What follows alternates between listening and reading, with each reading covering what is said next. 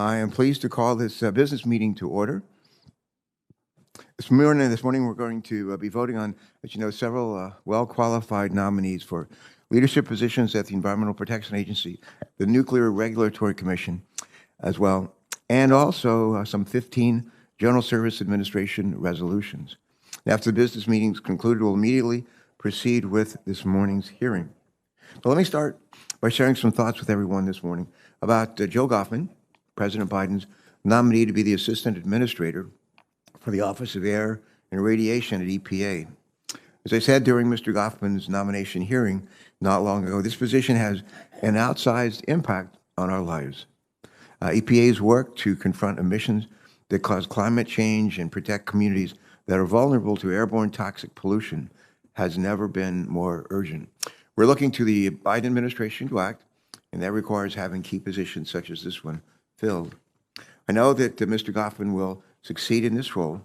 Throughout his time working on this committee and at EPA, he's demonstrated a clear commitment to following the law in a way that provides cleaner air and a safer climate for all of us while providing predictability and certainty for industry. That's why Joe has earned support from a broad coalition of stakeholders. I think a remarkable coalition of stakeholders. So I'll be happy to join them in their support and vote yes to advance Joe's nomination. I urge my colleagues to do the same. Let me also say a few words about the nomination of Annie Caputo, no stranger to any of us, and Brad Crowell to be members of the Nuclear Regulatory Commission. During their hearing last month, we saw that both individuals are well suited to serve on the Nuclear Regulatory Commission. If confirmed, these nominees will fill the remaining vacancies on the commission. Ms. Caputo and Mr. Crowell both possess strong backgrounds in public service.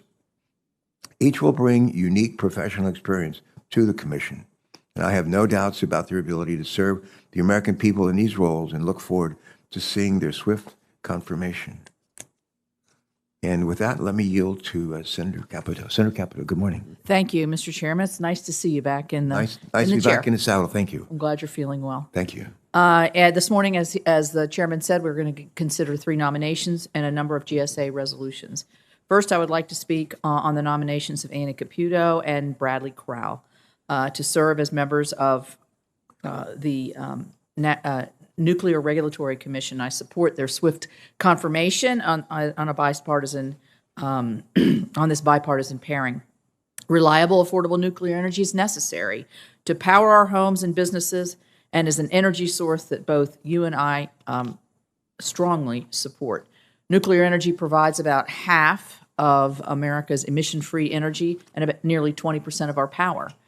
The NRC right now is facing significant opportunities and challenges. The Commission both has to help preserve the safe operations of today's nuclear power plants and also ensure the timely and safe development and deployment of new advanced nuclear technologies. In my home of West Virginia, in my home state, there is a buzz about nuclear energy since the state opened the door to building nuclear plants earlier this year. Like coal and natural gas, nuclear is an energy source that provides reliable baseload electricity. In May, the North American Electric Reliability Corporation warned of high and elevated risks of energy shortfalls throughout much of the United States this summer. The looming threat of blackouts reminds us of the need for more baseload electricity. I look forward to working with Senator Carper to push for the paired confirmation of these 2 NRC nominees so they can get to work quickly, which I know they will. In contrast, I am strongly opposed to the 3rd nominee we are voting on today, Joe Goffman, President Biden's nominee to serve as Assistant Administrator for EPA's Office of Air and Radiation. At the end of last month, the United States Supreme Court issued a landmark opinion in West Virginia versus the EPA. The court ruled that the EPA had clearly overstepped its authority in issuing the so-called Clean Power Plan, which Mr. Goffman developed. His response to the Supreme Court's decision reaffirmed why I am opposed to him. After the decision was released, Mr. Goffman told the New York Times that, quote, "The case does not really take anything off the menu that we've been focused on." Despite the court saying that EPA lacks authority to manage the electricity system, he still plans to pursue a host of policies to force electricity to shift away from coal and natural gas to renewables. Inflation hit a 40-year high in June based on statistics released just last week, and energy costs climbed greater than 40% over the last year. And as I talked about earlier, much of the country is already facing reliability challenges. Meanwhile, Mr. Goffman is hard at work on a suite of policies that will threaten reliability and continue to inflate energy prices, making hard-working American families pay more. Just one of those policies, the so-called Good Neighbor Rule, currently under development by Mr. Goffman, would drive up West Virginia's electricity prices another 5%. On June 21, the Mid-Continent Independent System Operator, in charge of operating much of the electric grid through the middle of the country, said that that same proposal threatens the reliability of the electric power system. With rising inflation and energy challenges at home and abroad, worsened by the war in Ukraine, we have too much at stake to put Mr. Goffman in charge of such an important EPA office. I strongly oppose his nomination, and I urge my colleagues to do the same. Thank you, Mr. Chair. Thank you, Senator Caputo. Other members, others like to speak. Senator Cardin. Thank you, Mr. Chairman. It's nice to see you back. It's great to be back. Thank you, Ben. And we are taking up some GSA resolutions. One of them deals with the general use of GSA issues. As in previous years, I requested GSA to advise me as to whether any of those funds would be used for the FBI headquarters. As you know, this year the GSA is proceeding under the omnibus language in the appropriations bill for a consolidated facility for the FBI.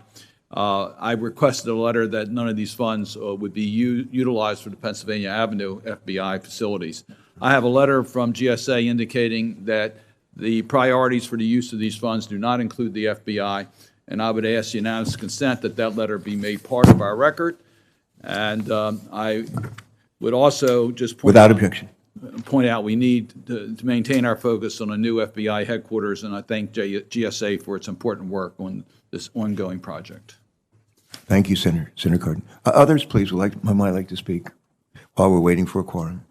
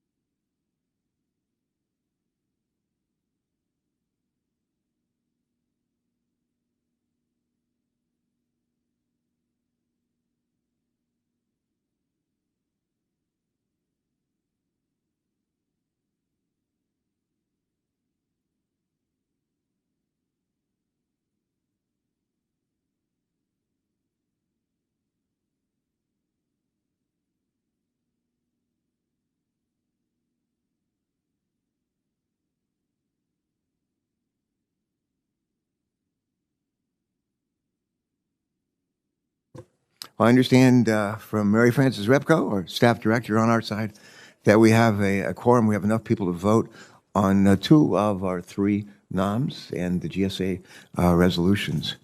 And with that, I now call up the nomination. That's number 2052, Annie Caputo of Virginia, to be a member of the Nuclear Regulatory Commission for the term of 5 years expiring June 30th, 2026, as well as presidential nomination 2054 of Brad Crowell of Nevada to be a member of the Nuclear Regulatory Commission for the term of 5 years expiring June 30th, 2027.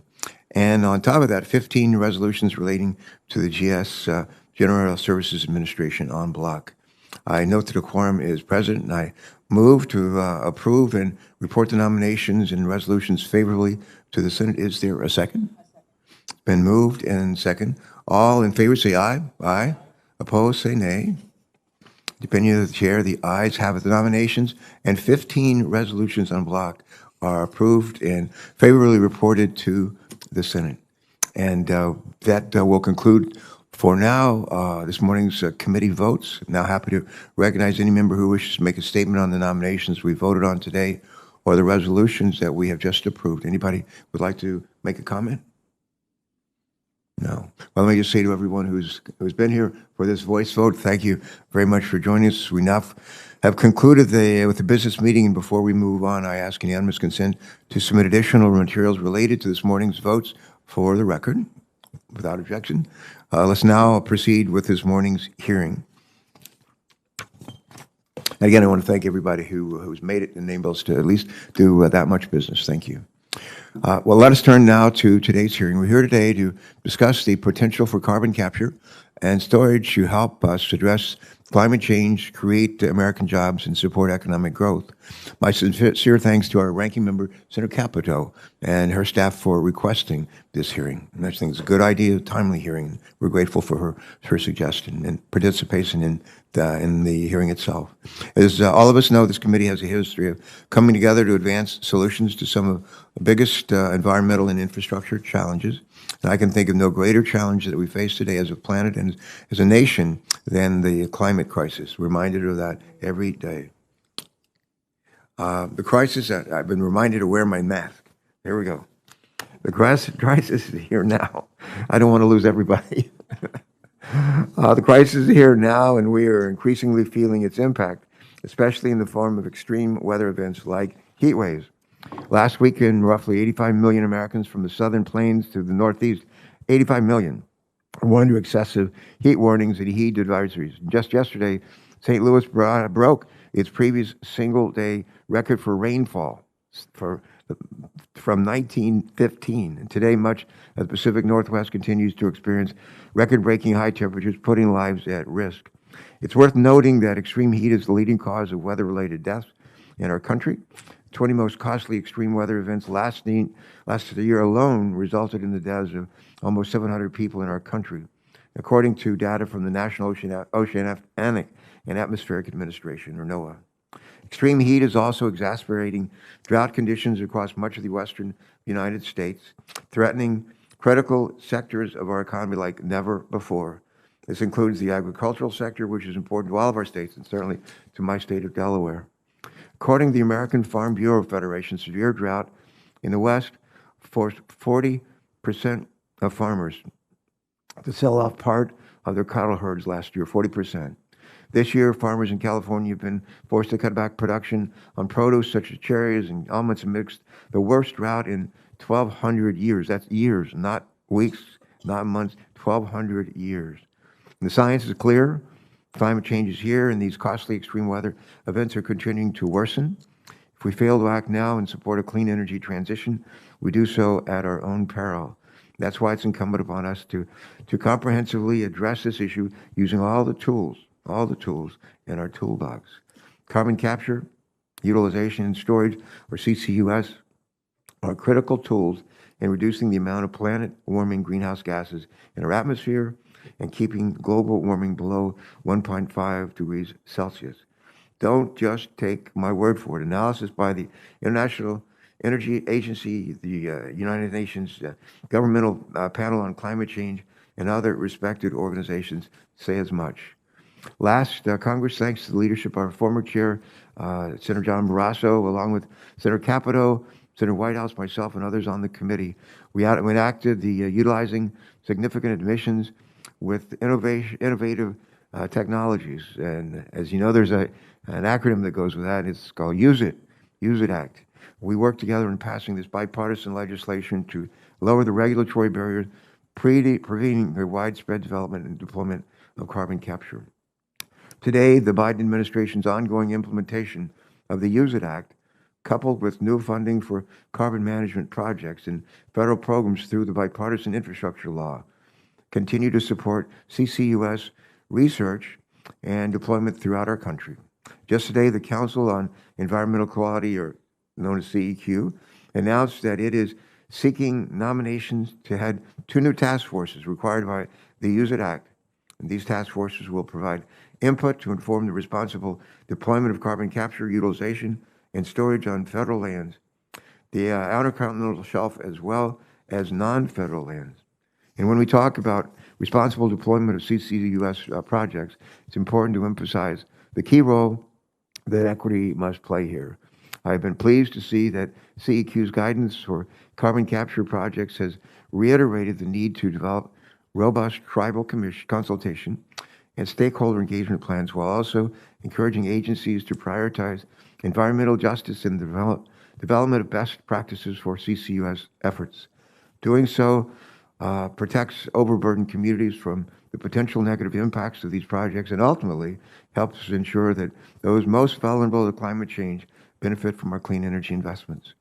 Investing in carbon capture is necessary if we're going to meet our climate goals and create economic opportunity at the same time. Still, carbon capture alone is not enough to avoid a future plagued by deadly heat waves, devastating storms, and other extreme climate-related events like those that we're experiencing right now. We must also facilitate the widespread deployment of wind, solar, nuclear, advanced nuclear, modular, hydrogen, clean hydrogen, and other forms of energy. Together, these technologies hold the key to saving our planet and creating good-paying jobs across our nation. I hope more of our colleagues engage in policy debates on how to best do so before it is too late. With that, let me thank our panel of witnesses for joining us today. We look forward to hearing from you as part of today's discussions. And before doing so, let me turn to our ranking member, Senator Caputo, for opening statement and say once again, thank you for suggesting that we have this hearing. This is a great idea. Thank you. Senator Caputo.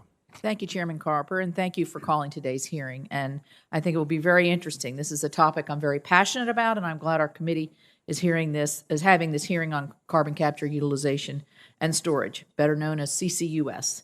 I also want to thank our witnesses, and I see our fellow senator down there, all the way down there, in preparation for introductions. Despite what headlines suggest, climate change is an area where we have found bipartisan solutions. Over the last few years, the committee has developed bipartisan legislation that protects the interests and livelihoods of our constituents, no matter where they live or where they work. The EPW committee has led the way in developing climate win after climate win. From the Nuclear Energy Innovation and Modernization Act in 2018 to the Use It Act and AIM Act in 2020, to the climate title of the Surface Transportation Bill that was signed into law as part of the IIJA last year, we have performed well here, I think, at EPW. Both on the legislation in our committee and outside our jurisdiction, I want to recognize the leadership of Chairman Carper and Senator Whitehouse in those achievements. When it comes to CCUS, we've secured passage of the Future Act that significantly expands the 45Q tax credit for CCUS, enacted the previously mentioned Use It Act to require the Council on Environmental Quality to expedite the permitting and development of projects, and enacted the SCALE Act to support the transportation of carbon dioxide through additional financing tools. These are all important pieces of legislation now signed into law that are helping to enable a build-out of carbon capture technologies. Groups from the Intercontinental, and the chairman quoted from from them as well, Intergovernmental Panel on Climate Change at the UN, to the United States Department of Energy, have recognized that CCUS is an essential tool in reducing carbon dioxide emissions. CCUS and other technologies like hydrogen and advanced nuclear afford us an opportunity to leverage private sector innovation in the next phase of decarbonization. Significant further reductions in emissions will come from private sector innovation, not from top-down government mandates. The Biden administration's support for CCUS is crucial to deploying these technologies. In particular, I'm encouraged that the administration has been actively working to implement the Use It Act. I commend CEQ for taking the recent step of issuing draft guidance along with the report issued last year, but there's still so much more to do. I wrote a letter joined by several colleagues to Chair Brenda Mallory asking that any final guidance issued by CEQ be more explicit and detailed. While my staff has been informed the interim guidance will not be updated based on comments submitted, I urge CEQ to reconsider this decision. The CCUS guidance needs to provide direction to federal agencies that will actually expedite project delivery, which was the intent of Congress. I also understand CEQ is finally starting the process to convene the task forces that were established in the bipartisan bill.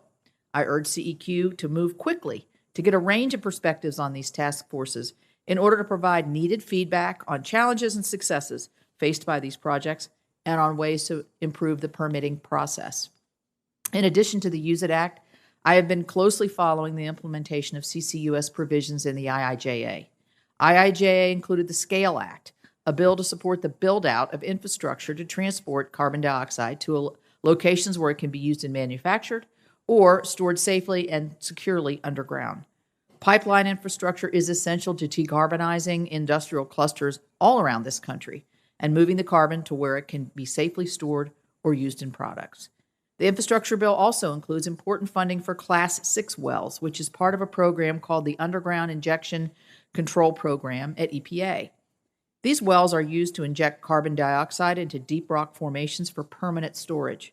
The Class 6 permitting program can be administered by EPA or by a state once EPA has granted primacy to the state. Part of the IIJA funding for Class 6 wells was included to help the agency process applications from states for primacy and enable states to administer their own programs. Right now, only 2 states have Class 6 carbon sequestration wells, North Dakota and Wyoming. Other states are following suit. Primacy is something that the state of West Virginia is working on and something the state of Louisiana has been working on as well. And I look forward to hearing more about their experience. In many states across the country, CCUS is on the cusp of a revolutionary leap in deployment.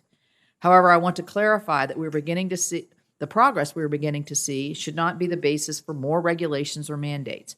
Practically speaking, a heavy hand will stifle this nascent technology in the crib and prevent the emission reductions we have already seen are possible when the American economic engine is brought to bear on a problem, even one as big as climate change. Requiring CCUS also would not be lawful under the Clean Air Act's standard-setting provisions. I look forward to hearing from our panel. Again, thank you about what specific actions are being taken, the private, state government, and federal levels to advance deployment of CCUS, as well as what issues Congress should be focused on to reduce and maximize the opportunities of this exciting technology.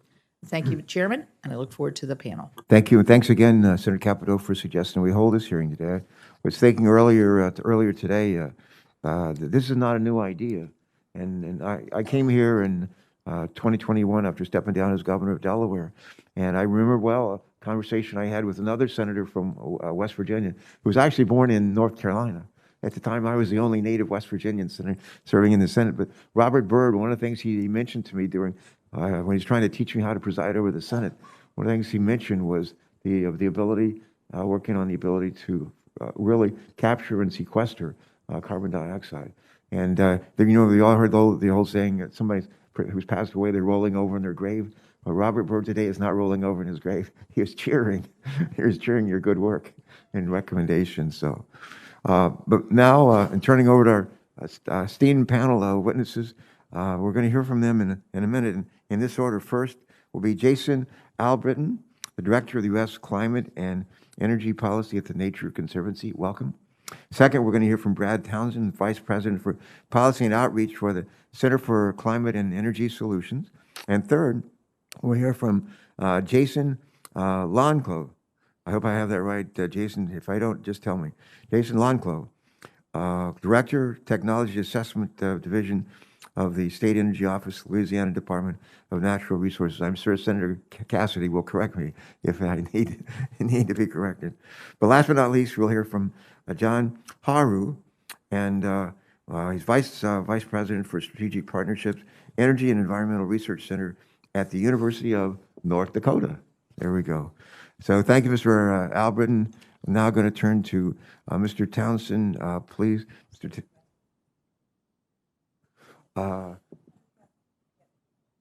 Do we?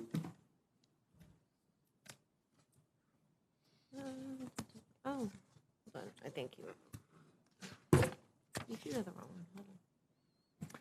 Stand by.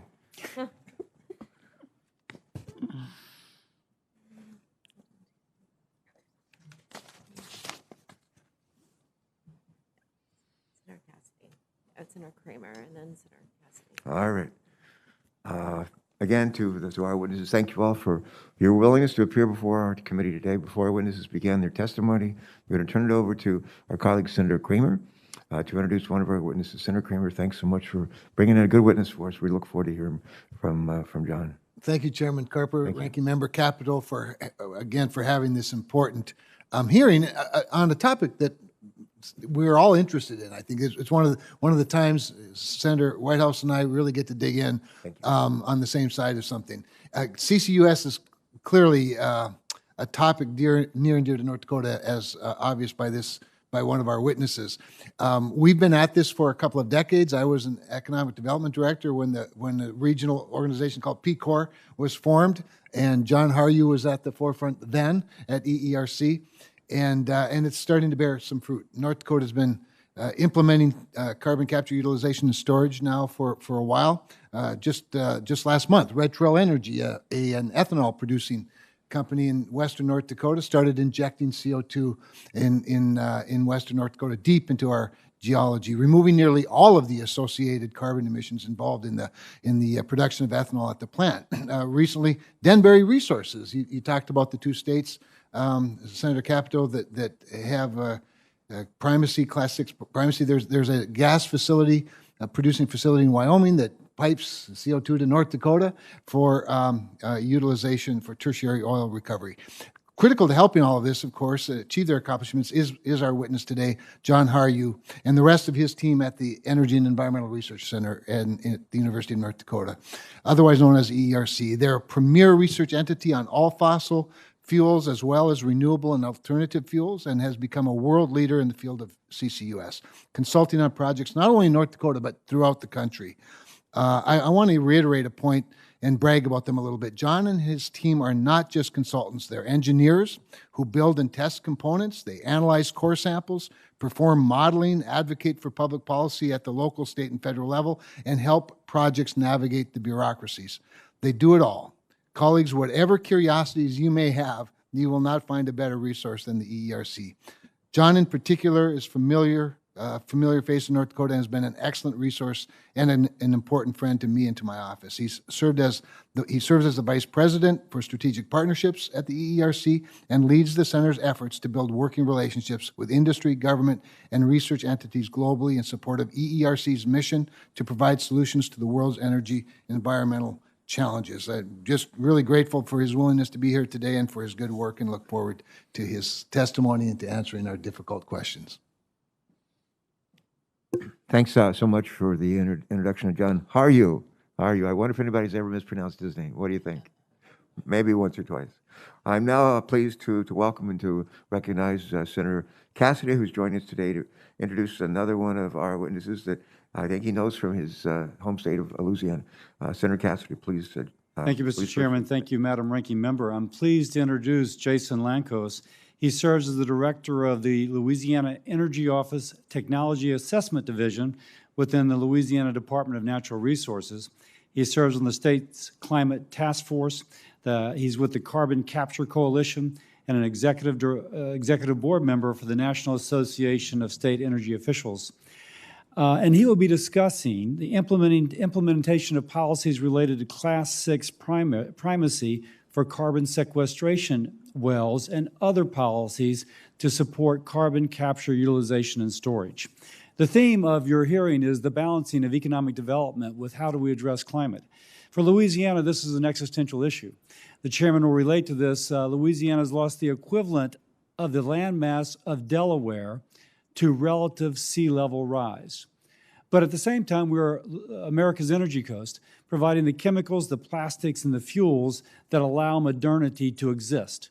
And along the way, these industries employ thousands of Louisianians, providing them with a better living and a better future. So the relative sea level rise and the need to continue to power our economy and to power the families that are creating that economy is in balance in Louisiana. And no one can speak to that tension and how to balance it better than Mr. Lancos. Thank you very much for having him. Thank you for allowing me to speak. With that, I yield. Thank you so much. You mentioned the size, loss of land in Louisiana, the size of Delaware. It's huge. It's huge, and I think my recollection is for every 100 minutes we lose another piece of land. Louisiana loses another piece of land to the ocean, the size of a football field. So serious stuff. Serious stuff. Thank you. All right. Thank you so much for joining us and for introducing Jason. And now we're going to start our witness testimony. Mr. Albritton, I'm going to ask you, if you will, to please proceed with your statement when you're ready. Mr. Albritton.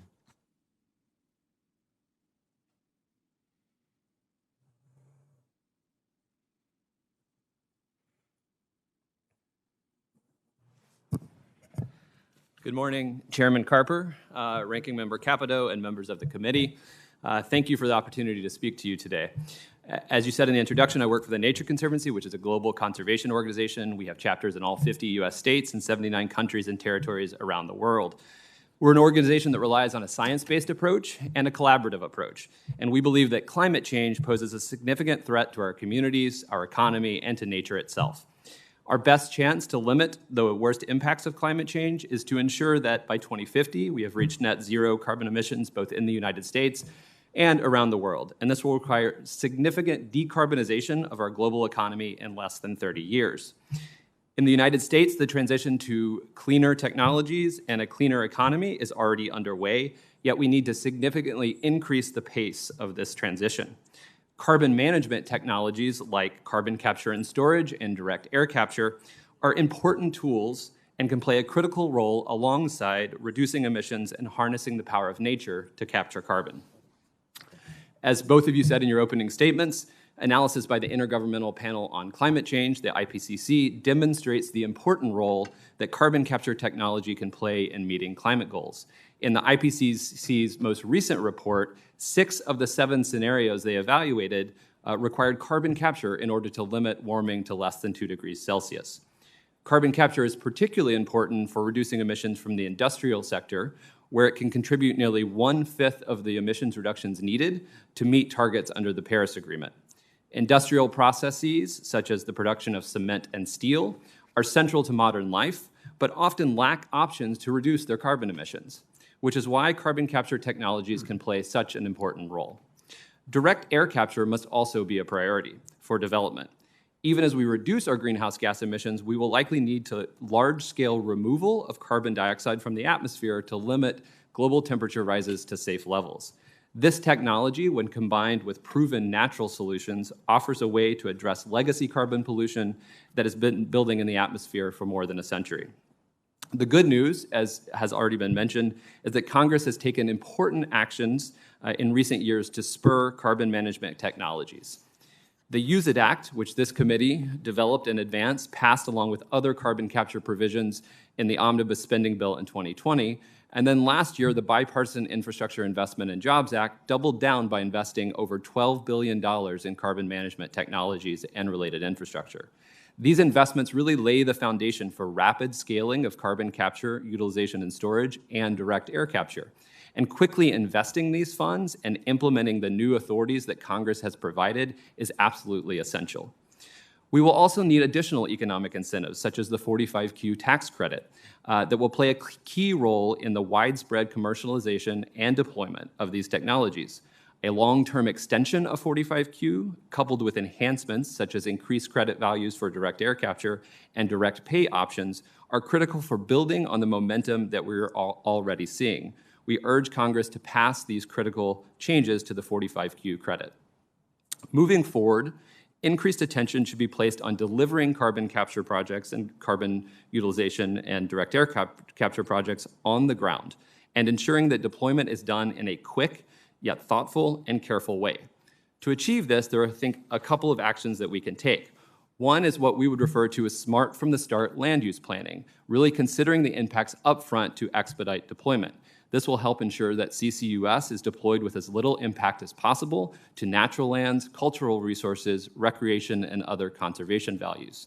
Early engagement of communities is also essential to help avoid unexpected conflicts that will lead to delays in project delivery. And finally, improved coordination among permitting authorities will also enable more efficient approvals. Together, these steps are critical for rapid and responsible deployment. We must also seriously consider the concerns and potential impacts to communities that have historically experienced the worst impacts of pollution. Community input will help avoid repeating the mistakes of the past and build the local support that is absolutely essential to rapidly deploy these technologies. Finally, federal agencies responsible for approving carbon management projects will need adequate, sustained funding, staffing, and resourcing for doing this community engagement and permitting. So to wrap up, time is of the essence when it comes to climate change. We must act now using all of the solutions at our disposal, including carbon capture, utilization and storage, and direct air capture. Federal support coupled with agency coordination, thoughtful planning, and early effective stakeholder engagement will help ensure these solutions are available at the scale and within the time frame that we need. We appreciate the bipartisan leadership on this issue in this committee and look forward to continuing to work with you to advance these and other important climate solutions. Thank you, and I look forward to your questions. Mr. Robert, and thank you very, very much for joining us for your testimony. And we look forward to asking you some questions in just a couple of minutes. Let's now turn to Mr. Townsend. Mr. Townsend, please proceed. I think you're joining us remotely. Is that correct? That is correct, sir. Now, where are you today? I am in Columbus, Ohio. Oh, OH. IO. There we go. Okay, I won't do all this, but I'm tempted. All right, glad you could join us from Columbus, Ohio, and we'd ask you to please proceed. Well, good morning, Chairman Carper, Ranking Member Caputo, honorable members of the committee. Thank you for the opportunity to speak with you today about the critical importance of carbon capture, utilization, and storage, or CCUS, and carbon dioxide removal technologies. My name is Brad Townsend, and I'm the Vice President for Policy and Outreach at the Center for Climate and Energy Solutions, or C2ES. We are a nonpartisan, nonprofit think tank based in Arlington, Virginia, whose mission is to secure a safe and stable climate by accelerating the global transition to net zero greenhouse gas emissions and a thriving, just, and resilient economy. As the impacts of climate change continue to mount, with extreme weather events affecting every region of the country, we believe a technology-inclusive approach that draws on all available means to accelerate this transition will be needed to avoid the worst impacts of a changing climate. There are 3 key points I'd like to make during the course of this testimony. First, carbon capture, utilization, and storage, as well as carbon removal technologies, must play a crucial role in helping to decarbonize the global economy. It is important to emphasize at the outset that these technologies are not silver bullets. CCUS is a vital tool to mitigate emissions, and carbon removal technologies hold considerable promise for balancing emissions from particularly hard to abate sectors. Neither technology will allow us to continue with business as usual. The deployment of these technologies will only succeed if we rapidly reduce our dependence on fossil fuels and accelerate the transition to zero carbon forms of energy. Still, in a recent report, the International Energy Agency wrote, quote, "Reaching net zero will be virtually impossible without CCUS," end quote. These technologies can cost-effectively address emissions from existing power and industrial facilities, help maintain power sector reliability, and tackle hard-to-abate subsectors. These technologies also provide a foundation for the development of carbon removal technologies, which can help lower long-lived greenhouse gas concentrations. Indeed, the National Academy of Sciences has estimated that the U.S. will need to remove 1 gigaton of carbon dioxide per year by 2050, equivalent to the energy-related CO2 emissions from Texas and California combined.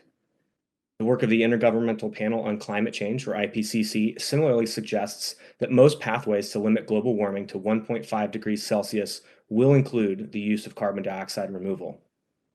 Secondly, The United States can lead the world in the development and deployment of these technologies, which would support the competitiveness of domestic sectors like cement, steel, and chemicals, while creating opportunities to export new technologies that can help the rest of the world decarbonize.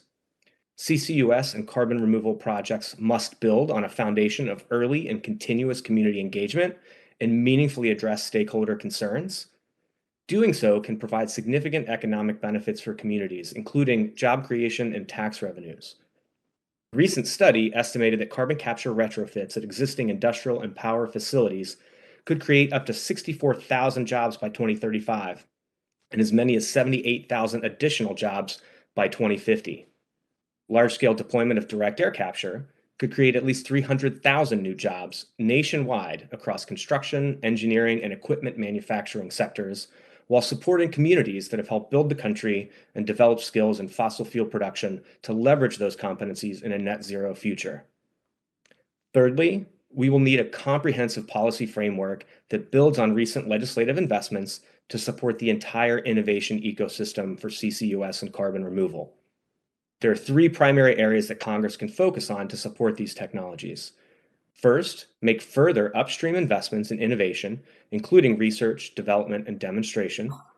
Second, enact downstream policies like the extension and expansion of 45Q that can help to create and grow markets for these technologies. And third, facilitate enabling policies and infrastructure that can provide a bridge to market for promising technologies. All three areas of policy are necessary. Supporting technological innovation through R&D spending without creating market demand will strand new technologies in the labs or at the demonstration phase, while providing market incentives without the necessary enabling policies risks letting deployment stall below its potential as projects run up against non-market barriers. Robust policy support across the entire innovation ecosystem can help accelerate the development and deployment of CCUS and carbon removal technologies and help the United States meet both climate and economic objectives. Thank you, Chairman Carper and Ranking Member Caputo, for hosting this hearing and for the opportunity to speak with you today. I look forward to your questions. Thanks so much. Are you familiar with the facility at Ohio State University? I think it used to be called the Polar Research Center. And I want to say they're two renowned PhDs, I think from West Virginia. I call them the Townsend twins. But they've led excursions to some of the highest mountains on the planet, the Earth's planet, doing along the equator. Does that ring a bell with you? It does not off the top of my head, but certainly we'll look to make those I just received earlier this year a publication, like a regular publication from Ohio State University, where I was a Navy ROTC midshipman, and they had their pictures on the front of it, and just a great story, the love story, but also a great story about their courage and their roots in West Virginia and how they found their fame and fortune in Columbus, Ohio. Okay, thank you. Mr. Chairman, I've visited their lab. Have you really? Oh, good. They have core samples from glaciers that no longer exist. Yeah. They're able to look back in time like hundreds of thousands of years to see what the carbon levels were all those years ago. It's amazing stuff. And they did these, Shelby. They did these trips down to these mountains on the like in their 80s. Just extraordinary stuff. Amazing people. All right. I think we're now ready to, let's see, Mr. Lancos. I think Mr. Lancos is next. Is that right? Yeah. Mr. Lancos, are you there? You're here. And pronounce your name for us, please, loudly. You're not. Your mic is not on. We want to hear every word. I'm told you pronounce your name Lancos. Is that true? Yes, sir. Actually, the S is silent, so it's Lanclos. But you did a fantastic job. I've heard about half right. Good. 10 variations. Thank you, Mr. Lancos. Welcome.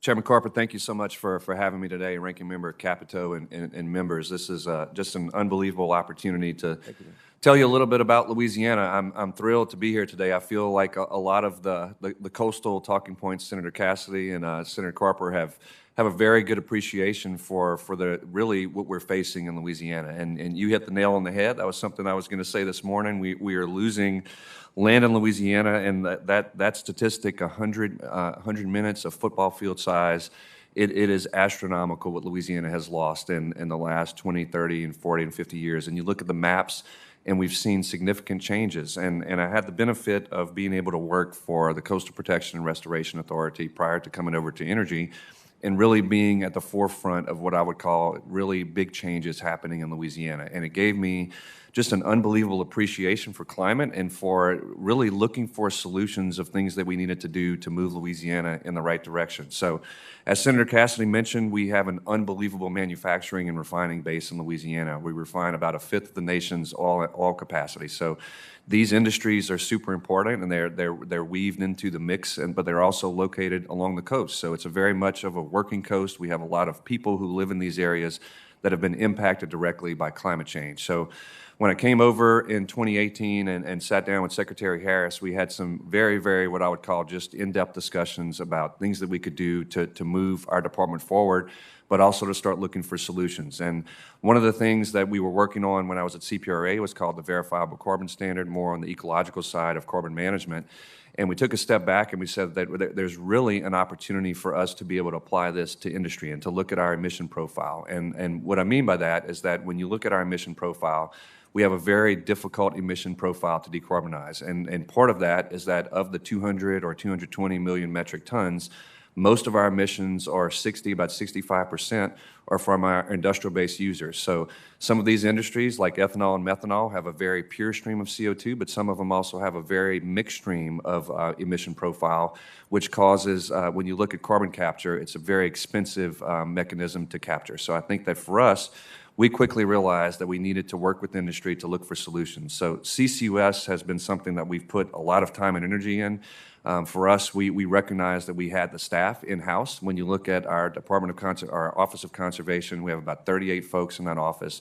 We've applied for regulatory primacy with the Environmental Protection Agency. We're very close, what we feel, to getting primacy. We'll be the third state in the nation to get regulatory primacy. And the reason that that's so important is that our staff, we have a great group of geologists and engineers who are very, very excited about working in carbon management. And we've actually hired an additional 6 people just to focus on carbon management who are going to be working with these industry and industrial operators to get their permits out of the door. We prioritize resources, and we've made this something as a major focus of our long-term management of emissions. The thing that really put this in perspective and really illustrated to us that it would be an unbelievable solution for Louisiana is our governor signed an executive order in August of 2020 to create the Climate Initiatives Task Force. So you can imagine in a Gulf Coast state and in Louisiana, like such as Louisiana, a climate plan is something that was very innovative at the time. And I was the designee for our department on that task force. And those conversations, as you can imagine, were not always easy. You're meeting with a lot of stakeholders across the board who have very different opinions on what the best solution for long-term management of emissions are. But for us, we felt comfortable as a department that the things that we were pursuing, like hydrogen production and trying to rapidly scale up hydrogen production, carbon management through CCUS, offshore wind and solar, all those things have to work together. And at the end of the day, there's not a singular solution that is going to solve all of our problems. So I think that for us, we continue to go back to looking at long-term management of emissions.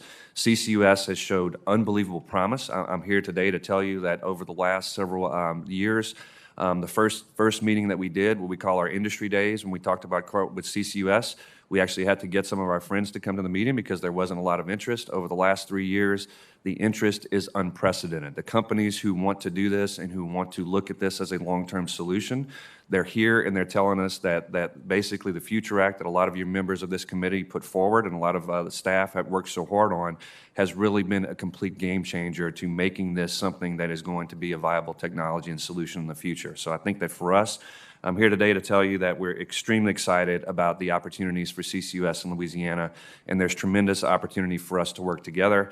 I'll leave you with the thought that the Use It Act and the other things that have been put forth by this committee that are actually getting federal agencies to work together on solutions have been instrumental in moving the needle forward. And the more that we do that and the more that we come up with common solutions to move this forward and to handle our emissions, I think that we're all going to win at the end of the day. So thank you so much for giving me the opportunity to tell you a little bit about Louisiana, and I really appreciate being here today and having that opportunity. Good. Mr. Lancos, thanks so much. It's a very sobering thought. We're going to be in this hearing today for about 100 minutes. And during that period of time, another piece of land the size of a football field is lost by the state of Louisiana. Very sobering. Thank you. All right, we can do something about it. And that's what we're here to discuss today. And finally, we're going to ask for Mr. Haryu to deliver his testimony. Mr. Haryu, great to see you, and thank you for joining us. Thank you, Chairman Carper, Ranking Member Caputo, and members of the committee, and Senator Kramer for the kind words and introduction. My name is John Haryu. I'm the Vice President for Strategic Partnerships at the University of North Dakota's Energy and Environmental Research Center. Thank you for the invitation to provide testimony concerning current challenges and opportunities in deploying carbon capture, utilization, and storage technology, or CCUS. As the EERC is a business unit of the University of North Dakota, and we're focused on practical solutions to the world's vexing energy and environmental challenges. The EERC was initially founded in 1951 as the Robertson Lignite Research Laboratory under then-President Truman and the United States Bureau of Mines. With the creation of the United States Department of Energy in 1977, we became one of the nation's 5 energy technology centers, and we've been part of the University of North Dakota since 1983. Our mission has evolved considerably over that time, from one focused exclusively on the utilization of the low-ranked coals that predominate our nation's resources west of the Mississippi River, to one that focuses on all fossil fuels as well as renewables and alternatives, and on the attendant environmental challenges associated with development and utilization of energy technology. As global population continues to grow and nations with underdeveloped economies strive to improve their citizens' quality of life, the need for reliable, affordable energy only grows. Given the limited ability of renewables alone to meet growing energy demand in these coming decades, the continued use of fossil fuels will be needed to maintain our standard of living. The only way to meet the demand for more energy and lower carbon intensity is within all of the above energy strategy with a mix of resources, including oil, gas, coal, nuclear, and renewables such as wind and solar. CCUS is a critical and versatile technology in any meaningful attempt to mitigate carbon accumulation in the atmosphere and to reduce the carbon intensity of the American and, in turn, the global economy. In the arena of CCUS, the EERC has had the privilege of serving not only the Department of Energy, but also more than 200 non-federal partners across the entire CCUS value chain. Our field experiments and commercial scale operations have added to the wealth of knowledge regarding the full life cycle of CCUS projects, from permitting to construction to operation and ultimately to site closure.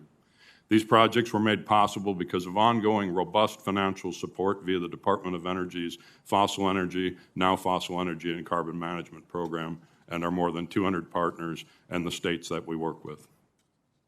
The DOE selected the EERC as one of the original 7 regional carbon sequestration partnerships in a region that ultimately spans all or part of 10 U.S. states and 4 Canadian provinces. We call this the Plains CO2 Reduction Partnership, or the PCOR Partnership. Our current goal is to use the knowledge and experience gained over these previous decades to address the current challenges and to accelerate commercial deployment. Each of these areas within the PCOR partnership has an economic engine, and each of these economic engines represents the primary emission of CO2. It was apparent by engaging our stakeholders that within each of these economic bases, there's significant opportunity to accelerate deployment of CCS technology and deploy it commercially. To further the opportunity, we needed to develop economically motivated carbon management strategies. Even though we have economic drivers such as 45Q and low carbon fuel standards, there are business cases and unprecedented interest here in the United States and globally. The economic drivers are really only one factor. Comprehensive rules regarding the legal aspects, such as pore space ownership and long-term liability, as well as clearly defined communication pathways and an ability to directly interact with regulatory agencies, are key tools in facilitating commercial deployment. To aid in this endeavor, North Dakota was the first state to be granted primacy for the EPA's Class 6 program. As of today, only Wyoming has joined us with that primacy. As we heard from Mr. Lancos, we are hopeful that Louisiana will join that exclusive club soon. My team has been helping with a number of states as they either contemplate or apply for that primacy and sharing our experiences in achieving it. These states include Texas, West Virginia, Alaska, Utah, Colorado, Louisiana, Nebraska, Montana, and Kansas. and again, including Mr. Lancos' team. I can testify commercialization is beginning. Real-world examples are numerous. An essential component is transporting CO2 from where it's captured to where it's stored. A pipeline is the most efficient way to do this. Pipelines for CO2 have been operating in the U.S. since the 1970s, and they've been shown to be safe. They pose manageable risk, and they have an established legal and regulatory framework for their construction and operation at both the state and federal levels. Again, I thank you for your time today, and thank you for the invitation to be with you. No, we thank you. We thank you. It was great, great of you to join us. And we're going to, in terms of the questioning today, we're going to start off with Senator Whitehouse, Senator Caputo, Senator Cardin, Senator Kramer, myself, Senator Lummis. Start off with Sheldon, and then back to Senator Caputo. Thank you so much, Chairman. I have a commitment in another committee, so we know what that's like. Appreciate you taking me out of turn. I think it's really indisputable right now that we will overrun our climate safety barriers, particularly at 1.5 degrees. And because of that, we must be able to remove CO2 from the atmosphere. Once you're out of the safety zone, going to zero emissions doesn't help you any longer. You actually have to claw back the excess legacy carbon dioxide to get to safety. And that, to me, is just a given as we forge a pathway to safety here. This is a pretty well-established technology. I think the Boundary Dam project in Saskatchewan kicked off in 2014 and proved the viability of carbon removal. Of course, they use it for enhanced oil recovery, which to me is a very disfavored use because it plugs carbon back into the system after having removed it. And I think direct air capture, as the witnesses have mentioned, is absolutely essential because, you don't get to a positive outcome if all you're doing is stripping carbon dioxide out of carbon-emitting smokestacks. So direct air capture has to be an absolute priority in this work. And I think in that framework, we've done some good preliminary efforts here in the Senate that are good bipartisan preliminary efforts here in the Senate to solve the fundamental problem of this industry, which is that it lacks revenue. It is really hard to get innovation happening if there's no reward for the innovation, if there's no revenue proposition at the end of the day for the people who invest in, design, and build these plants. So we've done that through 45Q. We've done that using public tax deductions as the revenue source, but obviously that's limited to the scope of the program. I hope to see it continue to grow, but at the end of the day, it's still going to be a limited program compared to having the market operate the way it should. I also have a CDR bill with Senator Coons that I hope will be able to move pretty quickly, where the United States government comes in its proprietary capacity as a buyer of carbon. So those are two ways, by making the U.S. a customer and by providing tax benefits, that we can begin to establish at least the framework for a revenue proposition that gets us through some of the early stage incubator moments that this industry needs. But at the end of the day, the real solution has to be carbon pricing. Without that, you take away from the market signal. And I think that if you connect a carbon price to a carbon border adjustment, what you end up seeing is huge net value for the American economy. Because the carbon border adjustment, even if we do nothing and just pay the tariff, let's say to the EU and CBAM comes, let's just say we're losers and we don't keep up and we just pay the tariff. On balance, we're still winners. Because although we lose in the tariff exchange with the EU, we gain an enormous amount because the EU is also tariffing China. It's also tariffing India. It's tariffing other countries where manufacturing takes place, and it's creating a price differential that will cause a move of manufacturing to the United States. And that is a win for the American economy. So at the end of the day, if we don't get carbon pricing and carbon border adjustment done, we are just whistling. We like to talk big on innovation here, but you can't do innovation while stifling the policies that give innovation its oxygen, which is a revenue proposition. So if I could ask in the seconds remaining, Mr. Alberton or Mr. Townsend to say a word on the importance of having a robust, lasting market revenue proposition to support this industry. And because my time will run out, maybe if we do that as a question for the record to all the witnesses, if you'd like to comment on what I have said, I would appreciate it. And that answer in writing will go into the record of this hearing, and that way I won't have to hold up my colleagues any longer. Would that be all right? Yes, happy to do that. Great. Much appreciated. Thanks for being here. We have a big bipartisan opportunity and look forward to taking advantage of it. This committee can forge compromises that will make a big difference. Thanks for that tutorial, and we look forward to the responses from our witnesses. With that, Senator Caputo, your turn. Thank you, Mr. Chairman. You bet. Mr. Longclough, it's clear from your testimony that there are a number of projects that are looking to locate in Louisiana because of how Louisiana has translated its expertise in oil and gas development into expertise on carbon capture and storage. Are companies looking at geologic storage onshore and offshore? How is that split? Thank you, Senator Caputo. So at the present time, the state has two pore space agreements, one with a major hydrogen facility and another with a sustainable aviation fuels facility that are both located on state land. So those were two of the first pore space agreements that were done in the state, very innovative agreements that have kind of set the standard for going forward on how that's going to look. We have interest in offshore. Right now, we are working with our federal family to try to look at how that permitting structure is going and what agency is going to be leading it. So right now, we have 3 miles offshore. We can currently inject carbon dioxide.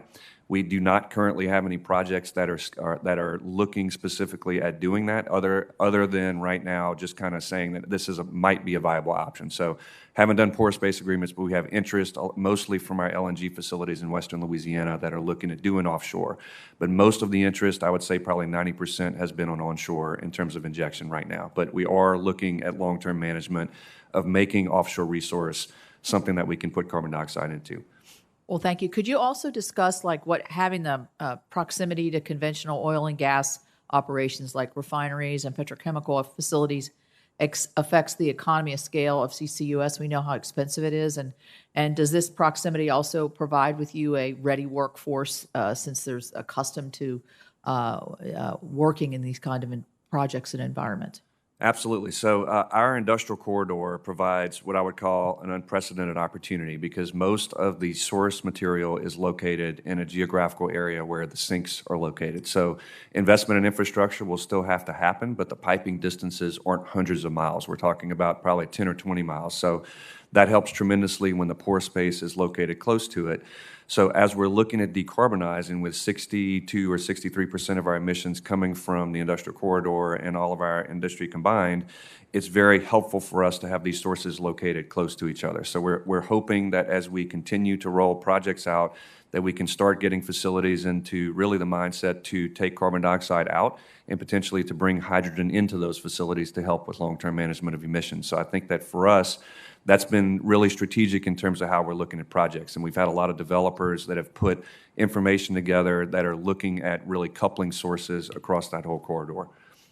Are you doing, do you have any projects of enhanced oil recovery using carbon going on right now?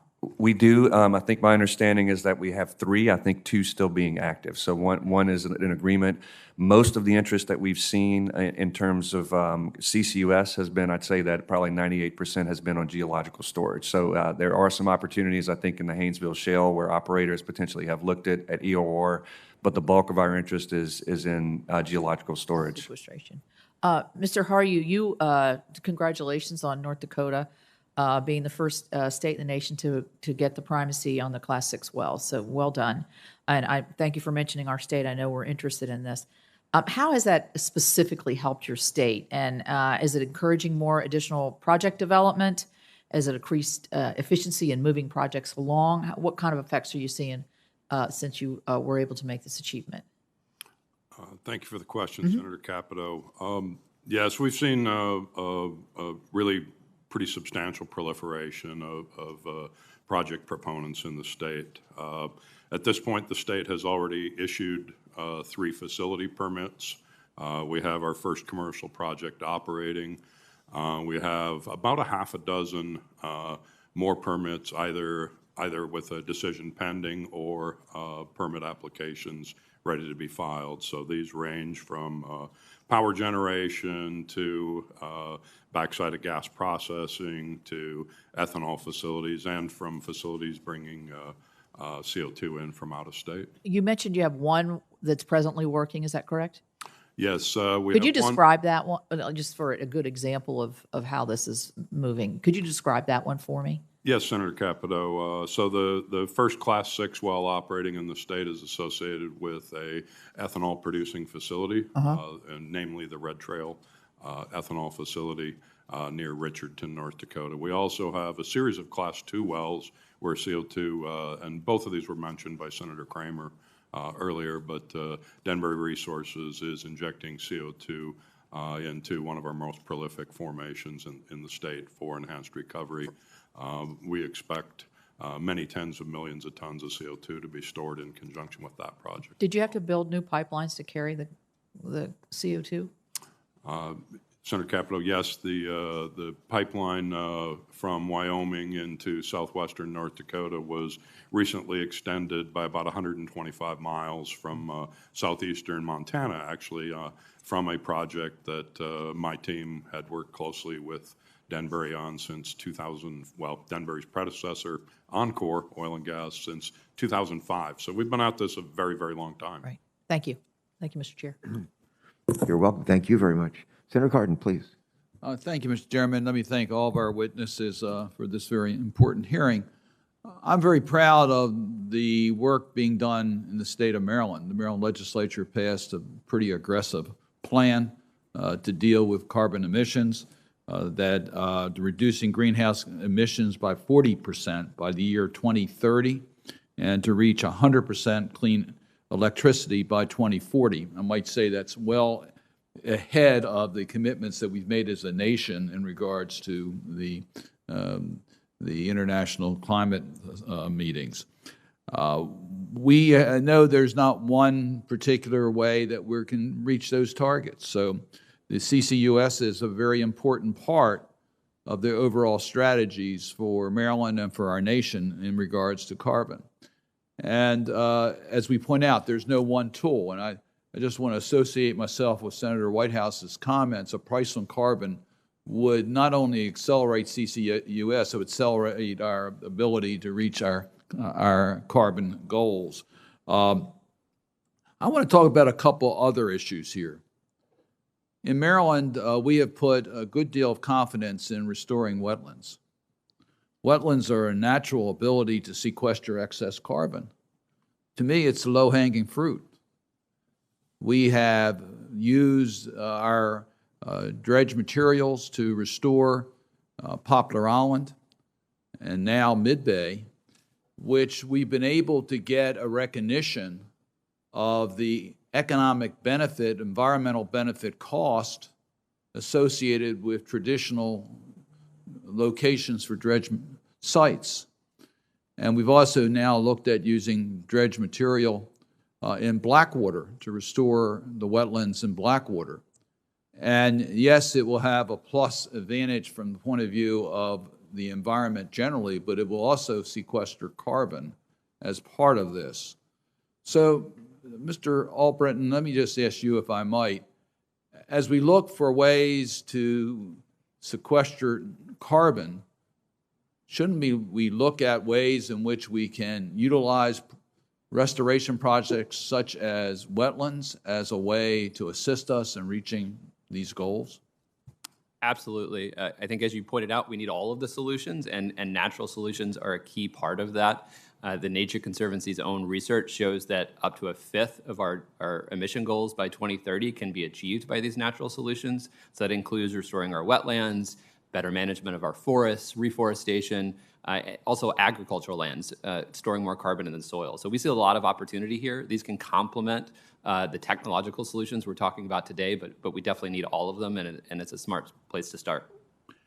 And I would also suggest an area maybe a little more controversial is we should look at the NEPA process and use that to establish the real cost associated with transportation infrastructure, including its impact on climate.